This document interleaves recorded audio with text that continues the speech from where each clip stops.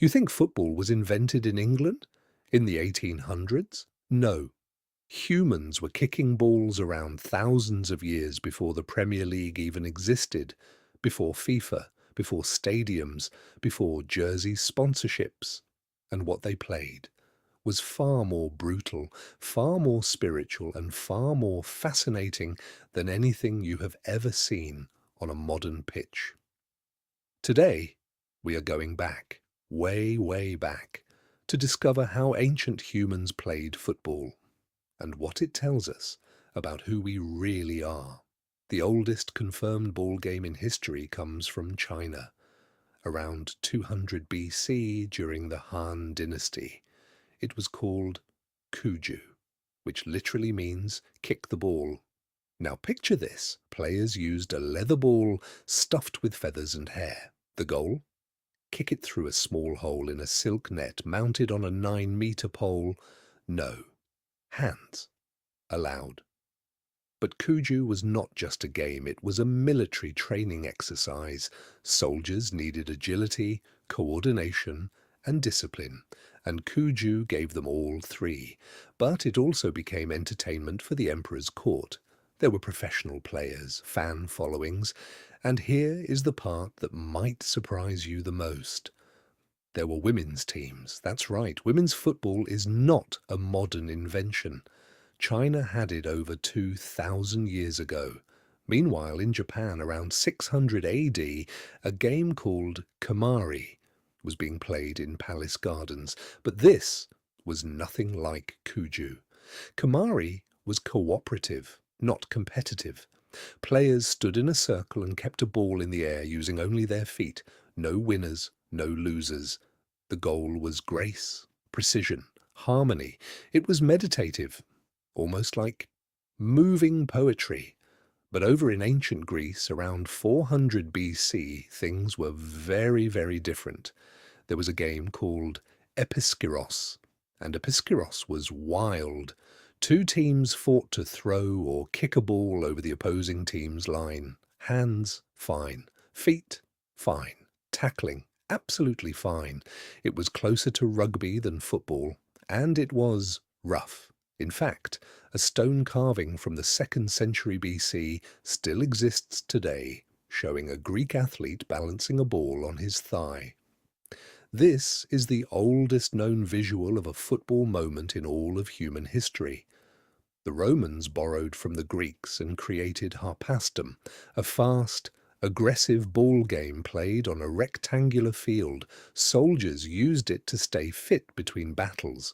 The ball was small, hard. The play was physical, and as Roman legions conquered new territory, they spread Harpastum across all of Europe. Some historians believe Harpastum eventually influenced medieval football in Britain, but perhaps the most extraordinary ancient football story comes from somewhere else entirely, from across the Atlantic, from the Mayans and Aztecs of Mesoamerica around 1500 BC and beyond. They played a game called Pok-A-Tok. Now listen carefully to the rules. Players could use their hips, their knees, their elbows, but not their hands and not their feet. Their goal was to drive a heavy rubber ball through a vertical stone ring mounted several meters high on a wall. The ball could weigh up to 4 kilograms. Scoring was so rare.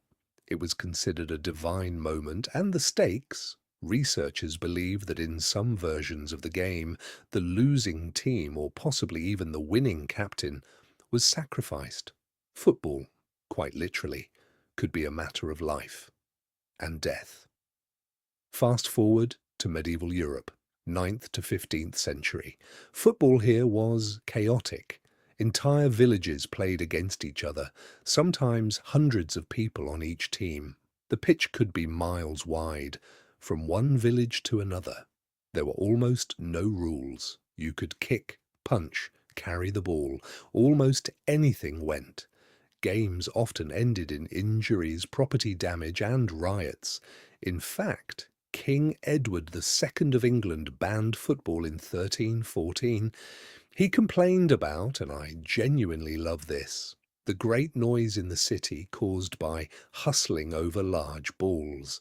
It was banned multiple more times over the following centuries, and people kept playing anyway, because that is the thing about football. You simply cannot stop it.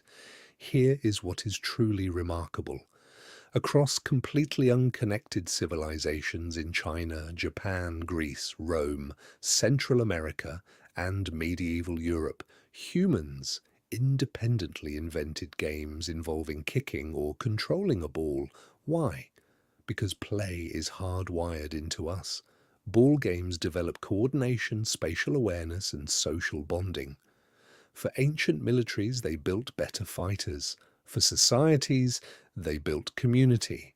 For individuals, they built identity. Football, in its many ancient forms, was not just a game. It was a technology for building civilization.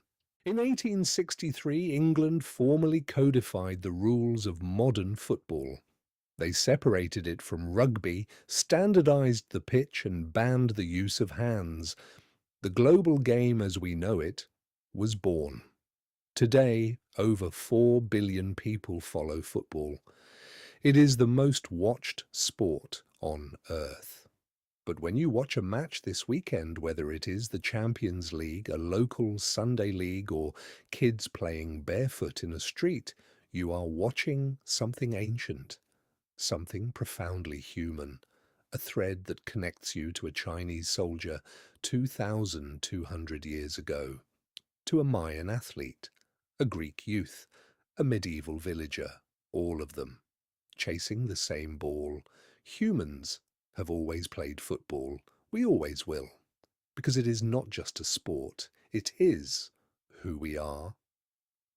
If you found this fascinating, subscribe for more stories about the hidden history behind everyday things, and drop a comment below.